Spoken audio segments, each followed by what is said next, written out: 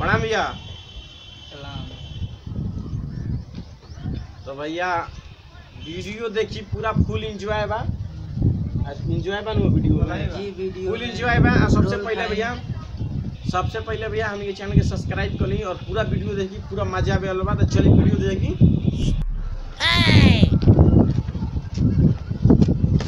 कितना आदमी दिन रात देख करके फिल्म बना रहा है, फिल्म एक फ्लॉप कर गया। क्या करे समझ में नहीं आता है। का सब स्क्रिप्ट सब प्रोड्यूसर कर दिया। नमस्ते नमस्ते, कैसे हो भाई? ठीक है, बैठिए। थैंक यू भाई, थैंक यू। आपको भी याद था मेरा जन्मदिन आज है। चलिए बहुत बहुत धन्यवाद। और देखिए ना, आपको हम फोन ही करने वाले थे। बात ऐसा है कि जो यही फिल्म देखिए अभी उघार ही रहे थे, देख रहे थे चैप्टर। स्पाइडरमैन जो इंग्लिश में पिक्चर आया था ना हॉलीवुड में, तो उसको हम सोच रहे हैं कि भोजपुरी में कर दें। और कहानी भी अच्छा खासा लिखे हैं मेरे कवि जी।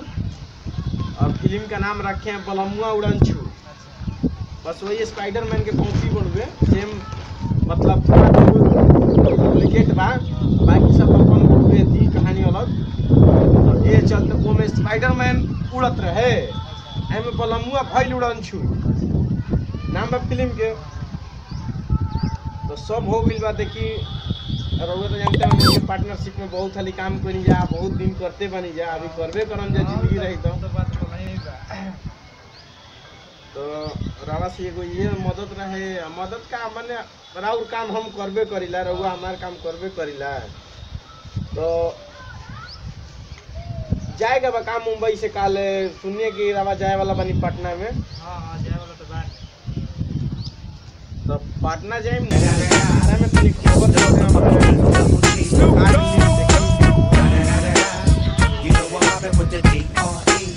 सब कोई सब फिल्म के सब देखत नहीं, स्क्रिप्ट देखत नहीं, केकर कहाँ पढ़ुए आ सब। अभी ऑनलाइन का भाई बड़े तिवारी जी लाइन बड़न ऑनलाइन हाय भाई का बिट्टू भाई आइल बड़न। हाँ एनटीआर के साथ फिल्म बनावे ले साउथ में। हाल तो ठीक है भाई। ठीक ठीक ठीक। देखिए भाई ये बात डायमंड स्टार, डायमंड वीडियोग्राफी जमीरा आराम में खबर दे देम नु। लइकवा उन्हीं सर्विस करला, फोन कह देम करा के नंबर पे बा। आपको देम कि राय जी बोलैले बड़न फिल्म शूटिंग में। आ तहर तू ही बड़ा माने कैमरामैन वीडियोग्राफर, समझ लो। कैमरामैन उहे बड़न, उनके समझा दियो। एगो दीपको बड़न उनको समझ दिया, वो बढ़िया कैमरामैन हवन, उनको कह दिन के ले लेहन। अइला कार्ड आराम से ये एड्रेस को चल जी हो, अब तनी खबर कर दूंगा। ठीक है देखो आउ सब ठीक बा नु? हाँ यार सब ठीक बा। देखो ये एगो म्यूजिक बा जो ना के लफड़ा चलत रहे, अभी देखो क्लियर हो गइल बा। हाँ सुनाते तरो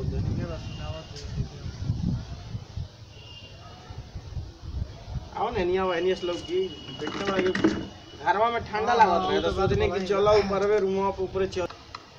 ये म्यूजिक बा।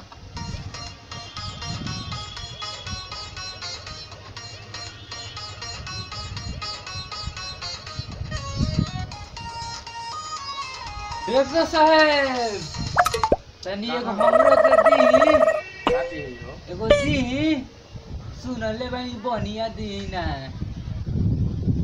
ना दे हम का चाहिए बतीबा तब नु। रोल रोल चाहिए। हाँ डॉक्टर साहब रह भाई माथा से सुनो तनी दी एगो रोलवा। कैसा रोल मांगत रह? एने आवा एने एने केने बिट्टू भाई तनी एने हो जाओ। सुनी ना दी ना जल्दी भूख लागल बा। बैठो। अरे हम ना बैठम डायरेक्टर साहब के सामने, एगो दी ना रोल। कैसा रोल चाहिए? अरे रोल दे बढ़िया देवे ना नु रोल, उहे दी रोल। हमारा भी फिल्म वाला रोल मिलेला। हमरा ऊ ना चाहिए, हमरा भूख लागल बा, ऊ रोल चाहिए खाए के बा। एक ही अंडा वाला दी।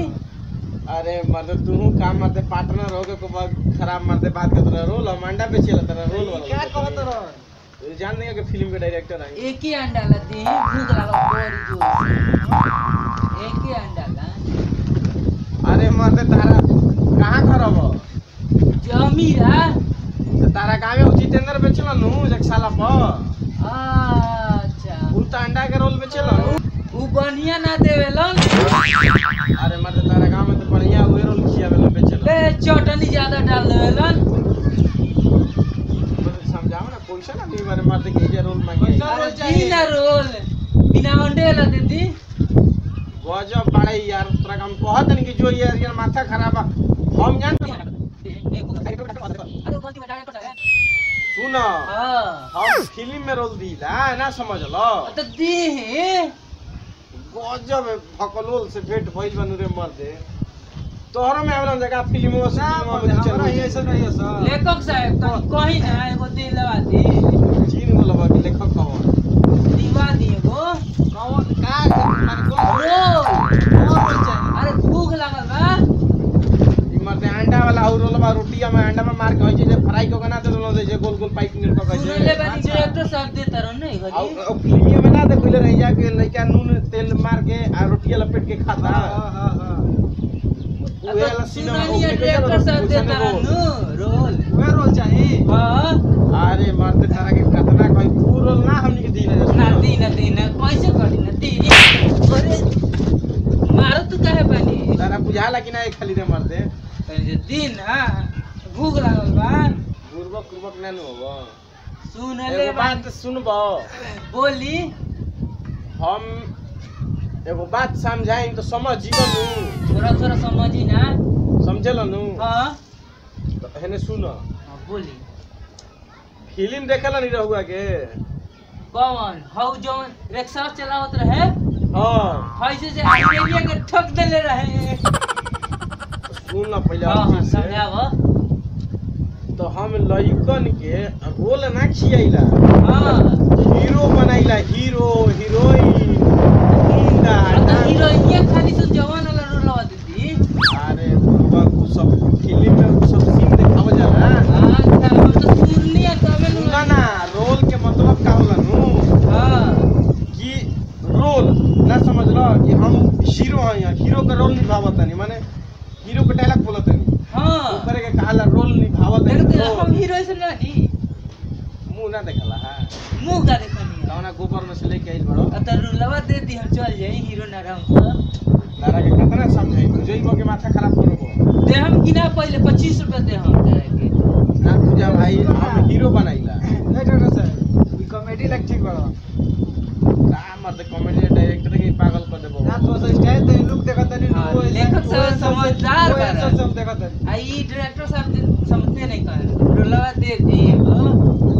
खाली के मारते तुमहू निकल ई रोल खाए वाला मांगत हबो और फिल्म में स्टाइल करे वाला रोल ना को मांगती तो वो में माने दे देवल जाए वो एडिटिंग करवा देवल जाए देख के तो जा नीचे ना नाश्ता करा दिन के कोने ठेला पर रोल बेचाला बाजार में जा रोल खिया के अभी ना अंडा वाला चाहिए चल जा तू 2 गो अंडा लगा 3 गो अंडा लगा ना हमरा अंडा वाला चाहिए अच्छा मुर्गी के अंडा के रोल खिबो के हाथी के अंडा के का के होला हाथी के अंडा के रोल होला त हाथी के अंडा से प्रसिद्ध बनी हां बे जाओ हाथी के अंडा रोल इनके खिया दिया जा ना हम मुर्गी के सुन ले बानी बाग रे मार दे ना हम मुर्गी के सुन ले बानी कि ना हाथी को ला ना हम मुर्गी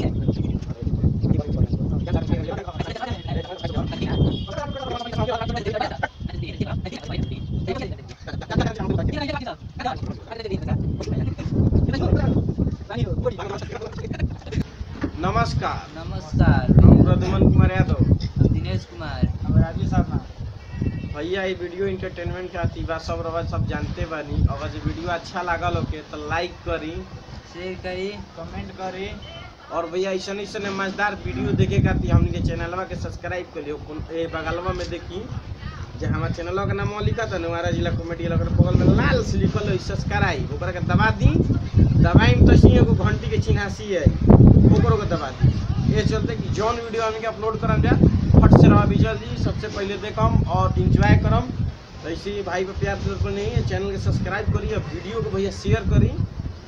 नमस्ते।